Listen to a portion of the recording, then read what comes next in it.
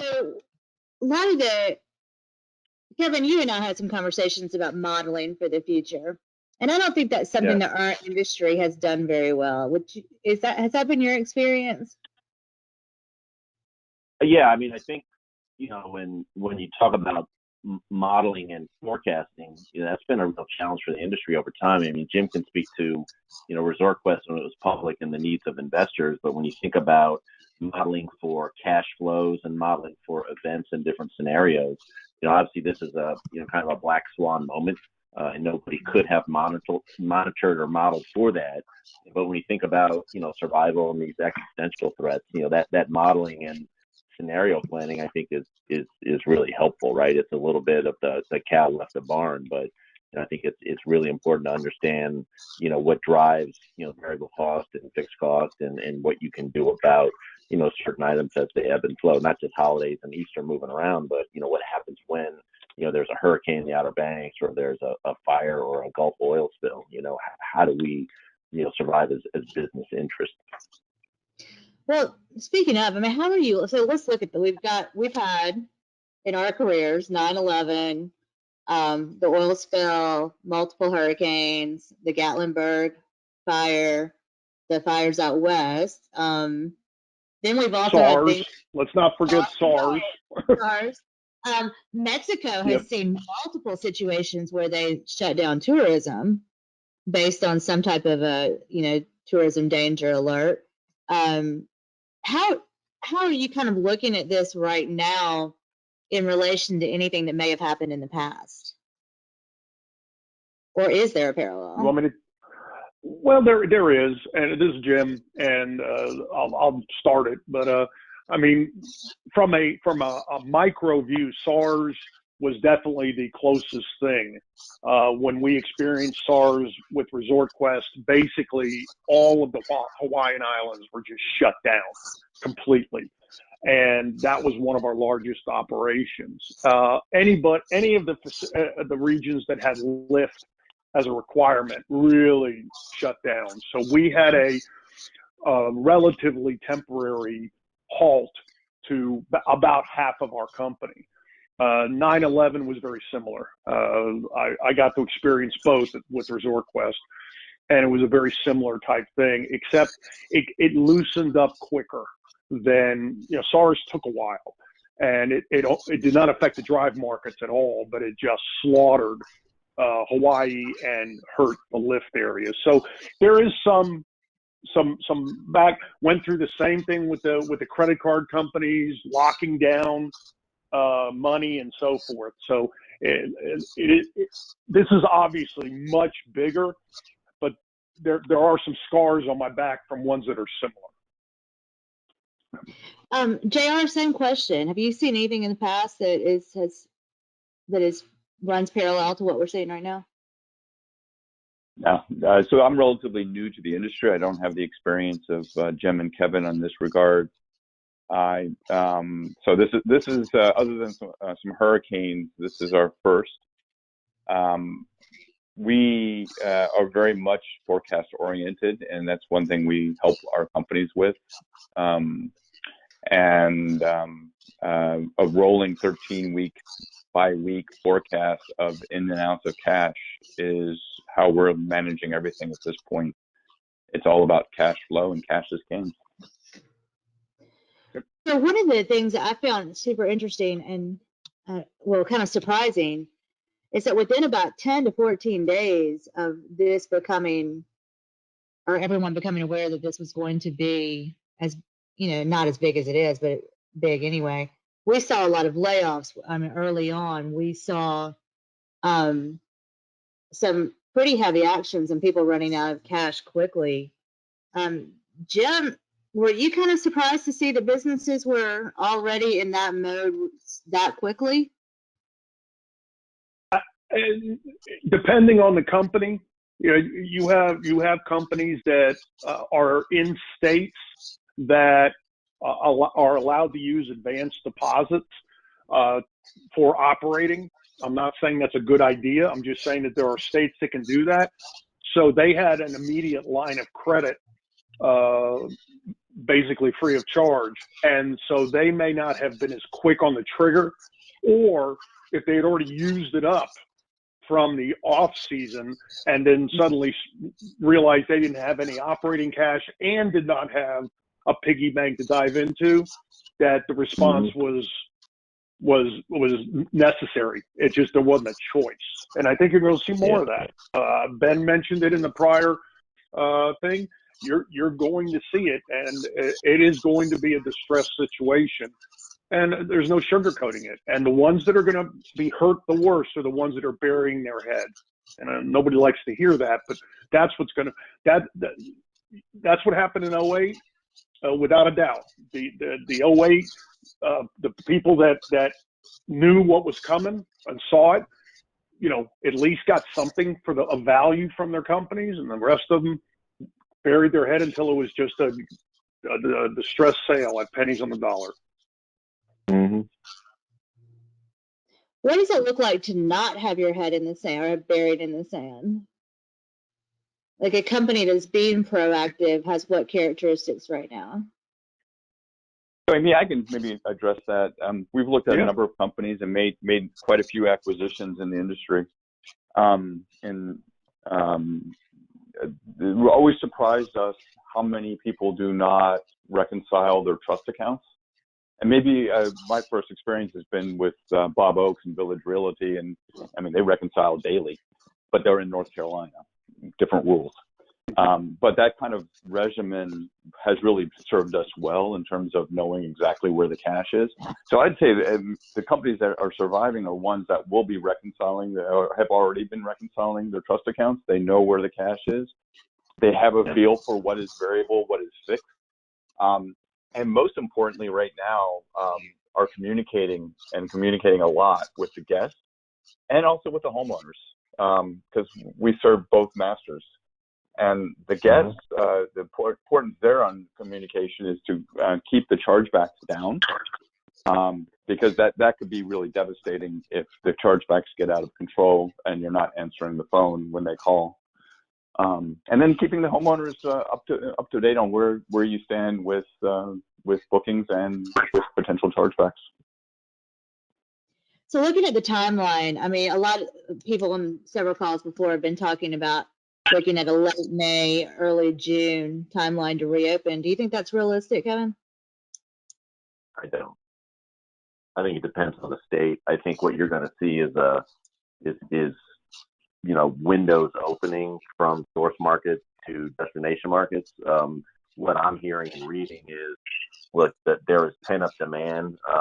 Airlift is going to be restricted. People aren't going to want to crowd into airplanes, but the family drive to vacation, people are waiting, right? When is the window going to open up? And I think it depends on the state. So if you're going from Ohio to Myrtle Beach or to Hilton Head, or you're going from Atlanta down to Northwest Florida, I think it really depends on this second wave, if and when it comes, and what's being seen in those states. So I do think there's going to be a gradual opening, but I just don't. I don't see a near-term future where things just go from red to green, because that's not what we're hearing, from the states in which lots of these outbound travelers are going to originate. JR, the companies that you've purchased, you've got the Outer Banks, Colorado, Fort Myers, Oak Island, right? Carolina Beach, actually. Carolina Beach. In Wilmington. So you've got some drive-to markets in there. You've got some traditional leisure markets. Do you feel like versus the urban markets, or versus maybe more of the fly-to, that you're better positioned right now for an earlier return to business? Yeah, $24 question, Amy. We hope we are. But you can't count on it. And like Kevin, I do think it's going to be a gradual reopening. We want to make sure that our employees are safe first, and then that we will be, that the guests that come will be safe as well. We think that the controlled environment of your own vacation home should be a benefit in the Outer Banks, and being on the beach should be a benefit, but time will tell. Jim, you and Kevin Yeah, both have been talking. Go ahead. I'm sorry. well, no, there's another ingredient to this recipe that we all have to realize, and that's that we have a regulatory environment that, especially with our industry, seems to be very knee-jerk. Um, you wouldn't expect in a time when you want social distancing to leave hotels open, but don't allow vacation rentals because you're worried about New Yorkers coming down to Florida, for instance. You just wouldn't expect that, and then you have other states that allow people to come to a vacation rental if they're from out of state, but they can't do it in state. So there's been a lot of very unusual, and again, it's an unusual time, but I'm like Kevin and JR. I think this is going to be a slow opening. I worry about the knee jerk. In the case of Florida, I'm concerned that the governor may try to extend the ban to the end of June. And if that's the case, you're now messing with the only money that we get along the coast of Northwest Florida and the coasts over in Daytona and stuff. And you mess up July 4th weekend when you don't have to. I'm saying if we're done and it's just knee jerk, then you're going to see a much different environment within our industry than if it's opened at the end of May. I mean, I think before this happened, so bookings were up about 15% across destinations. There were a lot of acquisitions that we were hearing about that were in play. You guys know more about them than I do, but on the vendor side too, not just on the PM side, but on the technology vendor environment as well.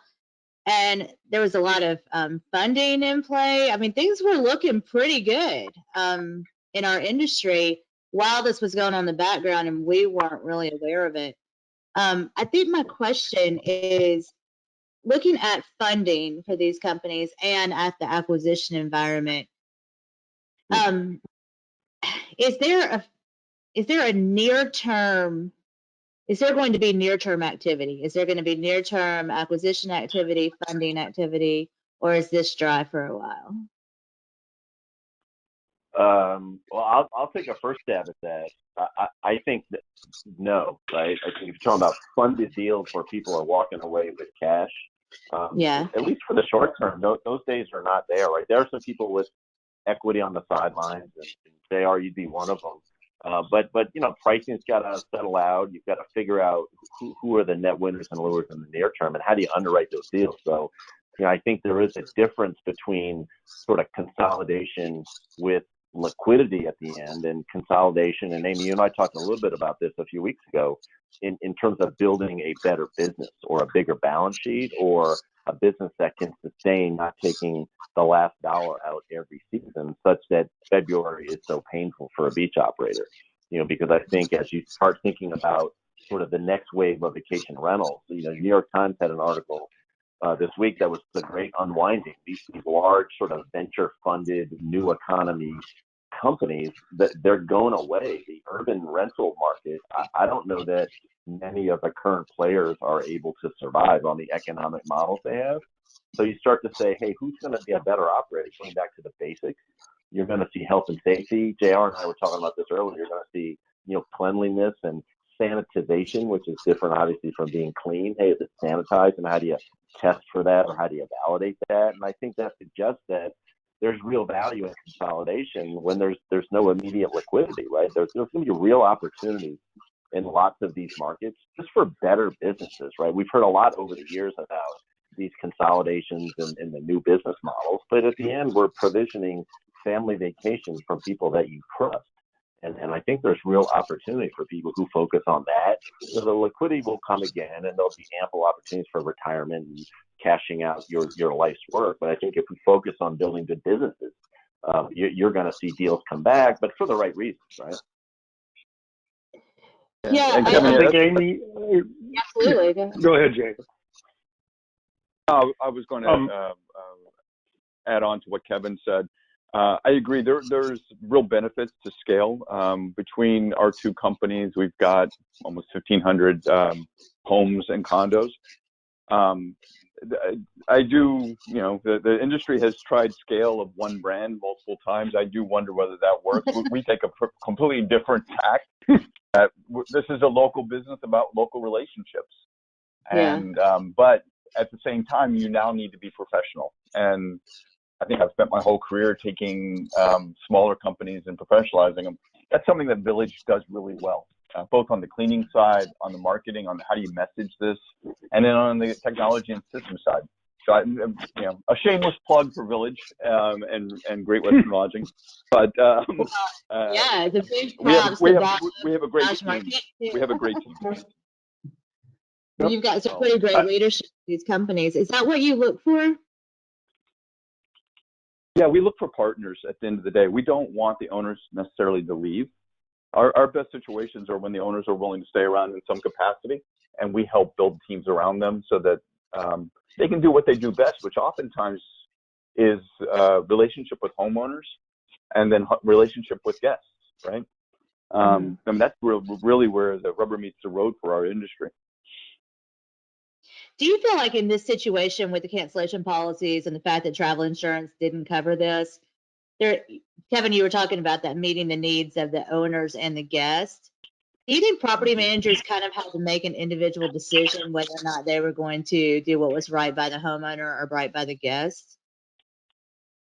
Well, look, that's the biggest Faustian choice of all, and I think Jim pointed to the realities of a non-escrow market where you're legally entitled to use cash, and it comes down to it's an existential question. If I do what's quote right, but contrary to the terms and conditions, I go out of business, right? So if I pay you back, I can't afford to pay JR back, right? There's just not enough liquidity in those businesses. I think it's an unfortunate challenge, but it's going to leave a mark on the industry, and we're not going to solve for all of those. But the irony here is if you look at the low end of the poll, just in size, like Jim was talking offline about the owner operators or the really small managers, those managers and the big brands that we've been enamored with over the last few years, let's put it in air quotes, they're going to be in the same bucket, right? Where did the money go, and what impact is that going to have on the trust factor with travelers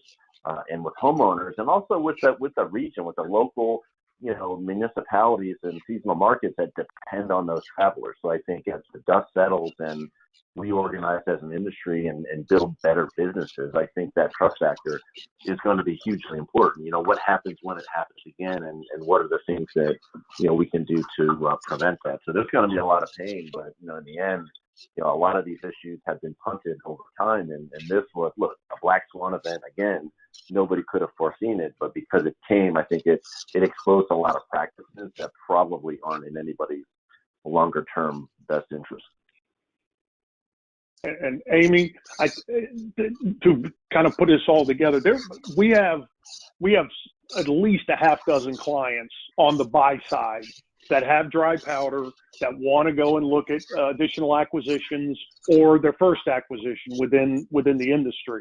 And these are qualified buyers, but they're all saying the same thing: is go, let's talk, but we're going to be very cautious because we don't know when this is going to end. If you go into a beach market and like I said earlier, depending on if this thing opens up June 1st or July 1st, makes a gigantic difference on these highly seasonal. And so they're not ready to just jump in. We don't even have to get into valuations right now. It's just the whole thing that I got dry powder. If this thing keeps going, there's going to be some 2008 all over again. And it's life. I hate to use Darwin, but it's the survival of the fittest.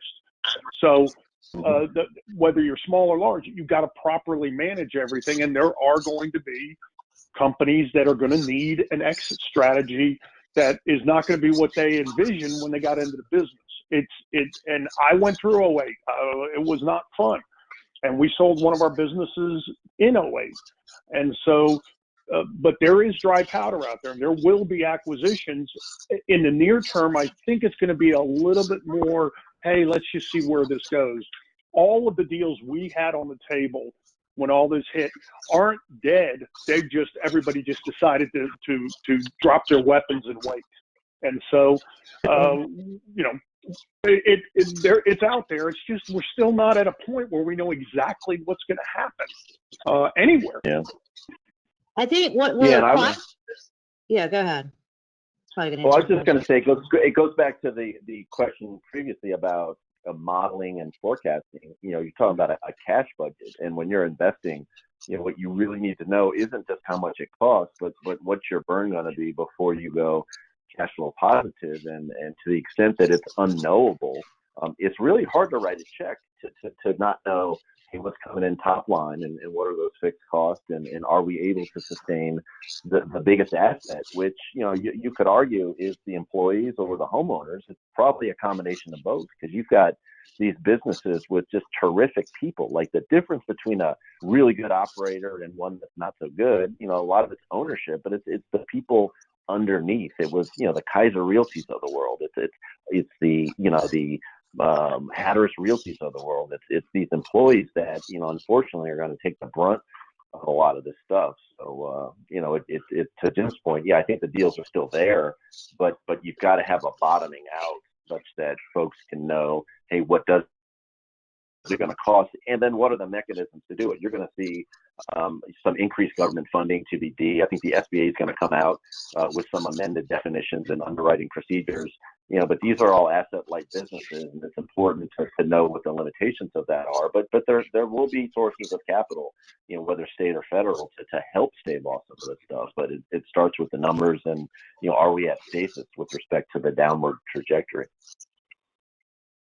And there are other ways to get deals done. Well, once we can actually visit and get to destinations again, and until you start seeing people and spend some time with them, it's really hard to do a transaction from a private equity standpoint or any buyer standpoint, I would imagine.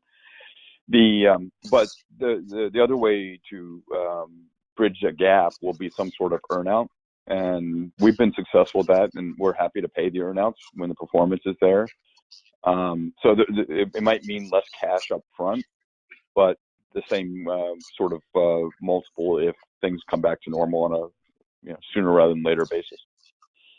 So we've been hearing about some acquisitions that had some seller financing or some earnout deals that are not getting paid back and have been notified that they might not get paid out. Is that, like, I just kind of shocked me that that's a deal. If you sold your company and you were taking payments over a period of 2 or 3 years, and you've got one payment and they're telling you you're not going to get the other 2, what are your options? Well, look, legally it comes down to the purchase and sale agreement, but anytime you sell or finance, you're extending credit, to a creditor, and to the extent that they've degraded in credit quality, you'll see this with companies big and small over the next, weeks and months. You can't extract that which isn't available. So I think there's going to be some pain, and there is recourse. The question is, do you want the collateral back, and are you in first or subordinate position? So I think there's going to be some unfortunate consequences there, just because of what happened, right? I don't know that any of that was ill-intentioned, but at the end of the day, when the source of the repayment has dried up completely, which is revenue, right? It all starts with that family vacation, and you've spent off-season money. There aren't a lot of options to make good on that. Now you can restructure it, and you can hope for the future, and there's lots of things that can be done to acknowledge on both sides how to get around it. But in terms of perfecting what was in a new environment, but probably look, when Wyndham sold that business to Mikasa, guess what they took in return? They got the largest seller financing note in the history of the industry. I'm not so sure they're getting that back at this point, right? So that's a big example, but it happens big and small. And Andy, you go ahead. No, I was going to say there's a difference between a seller note and a earnout, right? On the seller note, you're right. It's, are you first or second, and choose your partners wisely, would be my advice. Secondly, though, on an earnout, then we all become,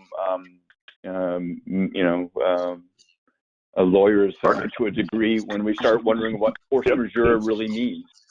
and do we extend, and there you try to find the right relationships and figure something out that hopefully will work for both.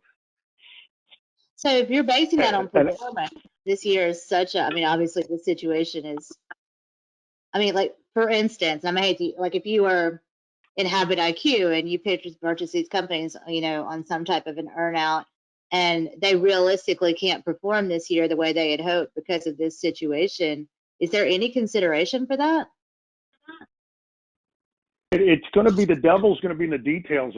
If there's a force majeure, like JR said, and there's still a lot of legal scholars debating if this is a force majeure or not. And we all lived it with the oil spill because that wasn't a quote act of God. But the devil's going to be in the details.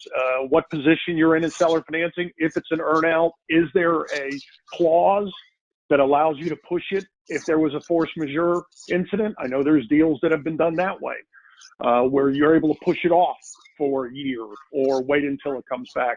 So this is, and Ben said something real important at the last thing is, and this isn't a shameless plug, it's true.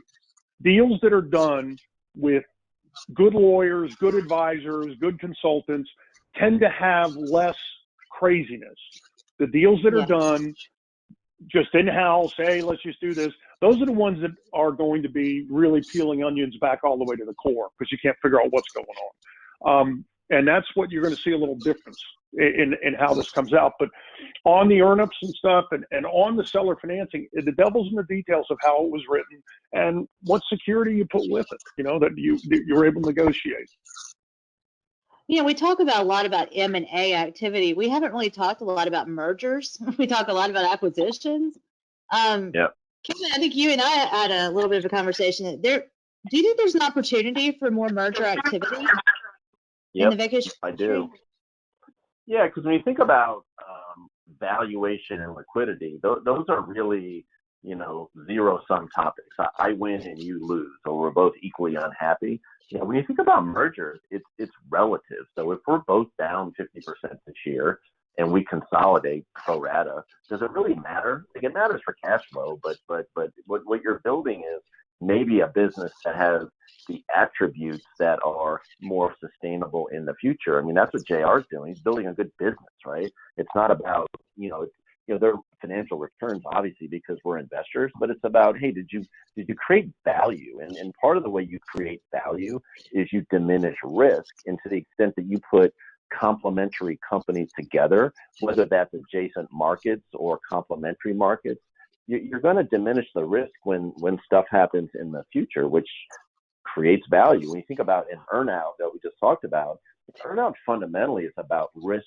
transference, right? If I'm buying something from you and I'm not sure of the risk, I want you to hold it, because at the end of the day, you hold it anyhow. So, folks not getting paid out on earnouts, this is kind of a anomaly, but in general, it was you didn't deliver what you thought you were going to deliver. It's sad and it's unfortunate for people who counted on that income. But here in the merger sense, there's a lot of similar companies. If you look at some of the markets, JR, where you are, there are immediately adjacent markets that are different, but they're similar enough that you can share laundry, you can share housekeeping supervision, you can share best practices, you can share health and safety, and some of the new protocols that are going to come out. And I think that's really helpful for people. So if I'm sort of late career but not end career, I'm in my mid 50s or late 50s, I got a really good business, I'd want to protect that business by maybe bringing a buddy and sitting down and saying, hey, it's all about fit, right? We can all talk about that, but do we fit well enough that we can craft something that's got more sustainability into a world that's going to be new, right? We're not going back to February 2020 ever, right? It's different. So, build a different business, and it's not about the cash up front anymore. Let's just put things together that can sustain the industry, because, we're tired of the big guys and we can't afford the small guys. So, let's maybe figure out these regional businesses that can be really, really productive and profitable and sustainable. For companies that need cash right now to continue, what are their options?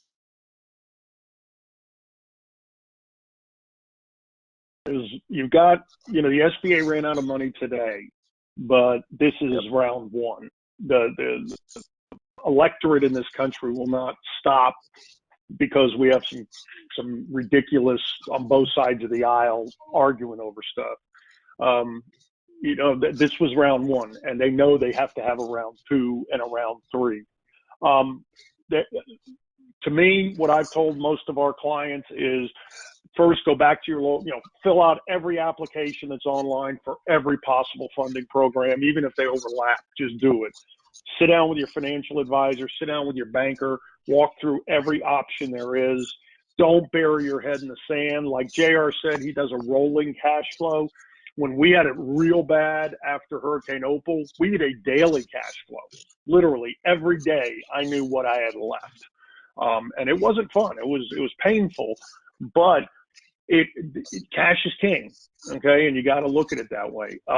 And then at that point, if you see there is no lifeline out there as of right now, then you don't bury your head. Don't say, oh my gosh, I don't know what to do now. No, you've got to have to package it up and try to get the most for your assets, your company as you can, and know that it wasn't anything you did. It's the way it is. If I can go back to your other question just for a second, I do think you're going to see some mergers in the lease arbitrage space. I don't know that firsthand. I don't have not dealing with one, but these guys are just bleeding like stuck pigs. They're not getting a lot of help. How bad is it? It's bad. Okay. When you have a situation where you're on the hook for a master lease of 150 units in one building, and that landlord is not working with you for whatever reason, and you have also a lease cost on all the furniture, because most of that furniture is not, bought, you're talking about a very, very difficult situation. And so I could envision some of those, and there are a bunch of them out there in North America that are, as we all know, they're basically startups still. I could see them saying the only way we can make it is to come together. And so I could see that happening. And then one other thing, Amy, that is going on that I kind of think of as a merger is that there are a few of the larger companies that are coming in and actually doing white label type management for a fee to allow the owner of the management company just to survive. And so you're going to see a little bit of that where you're not really, all of a sudden you think it's blank vacation rentals when it's really a white label and it's another company. And there's nothing wrong with that. And look, these are times when you got to think way outside the box. Okay. And you got some pretty good entrepreneurial people in our industry. They've always been that way because we aren't an industry yet. So we're very entrepreneurial, and there's ones that are white labeling for each other, and you're going to see that. So I bucket that into the merger thing. I think you'll see a little bit of everything of those things. Yeah, JR, one more question. I'll let you guys go because I know you've got a hard stop. As far as like Jim and Ben have told us about looking at trailing, I never can say this right, trailing 12 months. Does this situation, when people are looking at valuing their business and stuff like that, would they still be looking at a trailing 12, or would they be going back to February and then past that 12 months? I don't question. The rules are kind of off right now. I think what you have is a situation where you look at trailing 12 before the virus hit, and you see that as your bogey for earn-ups and things like that, to say, look, we're willing to pay you if you return to where you were. But nobody's going to write a check for a 4 to 5 multiple of a trailing 12 months that ends right when the virus starts. Yeah. That's not even logical. Now, can people get creative? Yeah. JR is a very creative buyer, always has been. And so there's every deal, these first, let's say, dozen deals that come out of this thing are going to be like Play-Doh. Every one of them is going to be twisted and turned a little differently than what we're all used to, because you got to. Yeah, that makes sense. Go You're ahead. seeing that across industries too, Amy, and I just would like maybe the audience or whoever hears this to know, like it's not a vacation rental topic. In all of the industries that I'm advising in, you've got this anomalous period that needs to be adjusted. What we're hearing from the private equity community and the institutional investor community is that, look, we're not going to take advantage of people, but we can't hold all the risk. So you'll see a little more upside, to Jim's point. You'll see reasonable people. But again, it's about risk and transferring that and who owns it and is it definable, right? And to the extent that we've got stasis and that happened and we're starting to grow and that was the downward part, then it's going to be easier to decipher it. So, it's going to happen everywhere around the country, different industries and verticals. So it's just something that people should be aware of. And, don't think it's because of you. It's not a personal thing. It's hey, it's an underwriting business thesis. What are we doing thing? And how does the deal structure support, again, building a better business? Because the days of over leveraging in this space have to be over, right? It's hey, we've got to worry about the health of the stakeholders and not just the investors or whoever else is on the balance sheet. Yeah, and Amy, we're not. When we look at a company, we look at historical numbers with the idea that that's what the future holds. And so, if in the next 6 months, we don't know what the future holds, and maybe even in some of these fly-to markets, what a year looks like, or 2 years, international fly-to particularly. So, ultimately, investing is about betting on the future, and the future is pretty fuzzy. I hate to leave it right there. Thanks for your positivity. No, I'm kidding. Thank you so much for doing this. I really appreciate it. And I hope that maybe we can do this one again. I'd love to do this one maybe a few weeks down the road and see what's changed. But thank you guys so much, Kevin, JR, Jim. I'm sorry for the technical, but it looks like we did get this.